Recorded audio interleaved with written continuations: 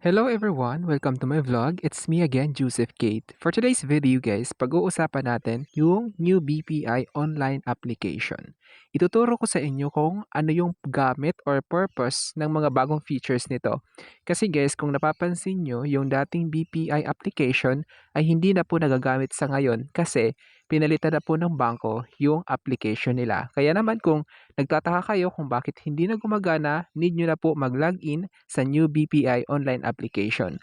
Kung gusto niyo po mapanood yung tutorials kung paano i-login yung account natin or maglipat sa new BPI online app, ililink ko po sa description yung bago kong vlog kung paano mag-login sa new BPI online application. Mamaya nyo na lang po panoorin pagkatapos yung mapanood yung vlog na ito kasi may matututunan po kayo dito kung ano yung purpose ng mga features ng bagong BPI application.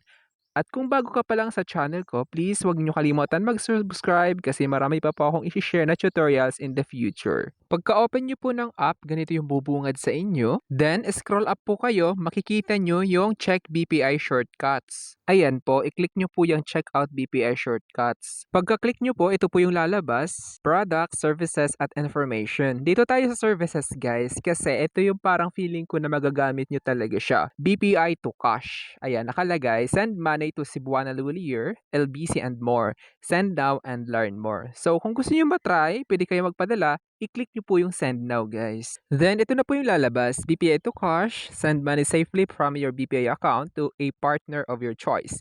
Yan dyan yung Mlulier, yung Palawan Pawn Shop at saka iba pa. Yung tutorial guys kung paano mag-send papuntang Cebuana, Palawan Pawn Shop at iba pang partner remittances nila, gagawan ko na lang ng ibang vlog yun kasi yung vlog na ito ay exclusive lang para i-introduce sa inyo yung new features ng new BPI application. Ngayon po, balik na tayo sa login page. Ayan, nakikita nyo, welcome, username, password. Ilalagin ko po yung savings account ko para makita nyo kung ano yung nasa loob ng new BPI online application. Ayan na po, nakalagin na ako. Nakikita nyo na yung laman ng savings account ko na 1 peso and 31 centavo. Kaya naman, beke naman guys, nandyan po yung GCash ko. Kahit centavos pa yan, maa-appreciate ko po yun ng todo. Salamat po agad in advance. Pag clinic nyo po yung deposit account, yan po yung lalabas. Nandyan po yung details.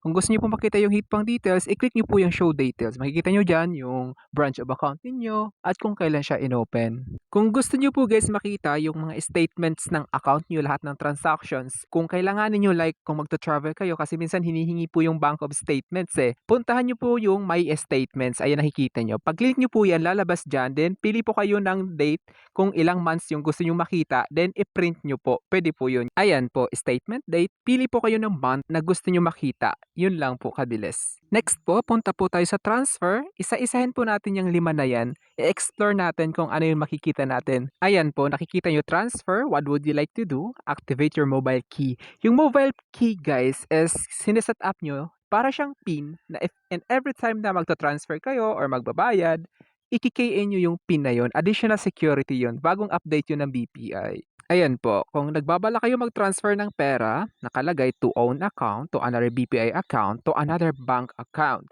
So, yung to own account, guys, if meron kayong multiple accounts sa BPI, pwede nyo pong i-enroll dito kung gusto nyo siya lagyan ng pera, then pwede na dito sa online banking mismo. At magmumula yung pera na yon mula din mismo sa account mo na nakalink din dito sa online banking. Kasi pwede pong 2, 3 account yung ilagay dito kasi meron po tayong savings account, passbook, at saka business. So, kung meron kayo sa 3, pwede nyong lagyan yung passbook account nyo mula sa savings account nyo. Tapos, yung to another BPI account naman, siguro naman, another, so ibang tao yung may-ari ng account na yon.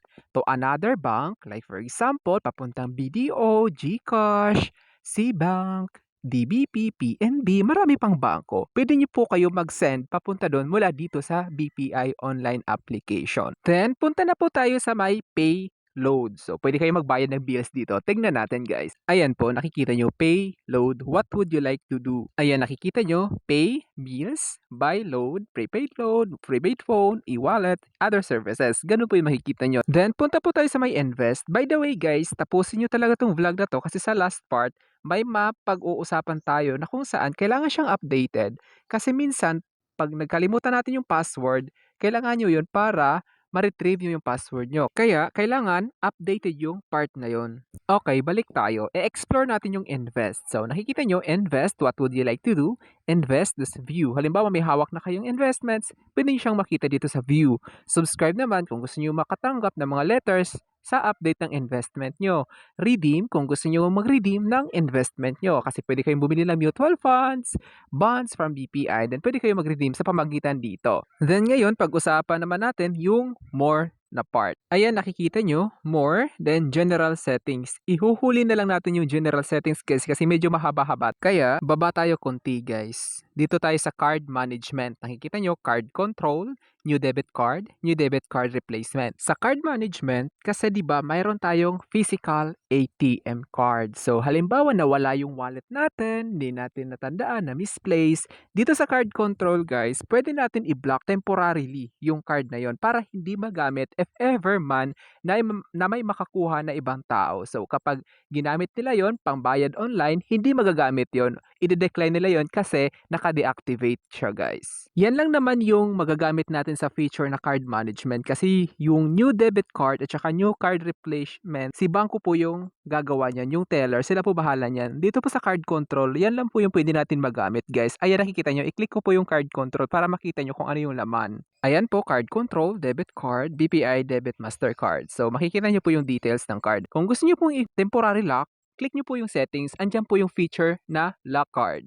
Then dito na po tayo sa general settings guys kung saan medyo mahaba-haba tong topic na to kasi itatopic na natin dito kung ano yung dapat gawin para ma-secure yung account natin. Kasi alam nyo guys, kapag dumating yung time na nakalimutan nyo yung password, kailangan yung i-reset. Kaya doon magpapadala ng OTP as verification para magkaroon kayo ng link para i-reset yung password nyo. Kaya kailangan updated tong part na to. Pagka-click nyo po ng general settings, ito po yung lalabas. Settings, profile, change password, update mobile number, personal finance, and sites. Unahin natin tong personal finance and sites. So, dito mo makita yung trackers ng iyong budget, yung transactions sa iyong account. So, parang hindi naman siya ganun kakailangan. Then, dito tayo sa change password. Kung gusto nyo palitan yung password nyo guys, halimbawa, if ever na parang may ibang nakakaalam ng password nyo. So, kailangan yung i-change para safe yung account nyo. Kasi, syempre, mahirap na. Dapat naka-change password tayo regularly. Then, dito na po tayo sa may update mobile number. So, update the mobile number used to receive your OTP. So, ito, ililinawin ko talaga to sa inyo guys kasi importante talaga to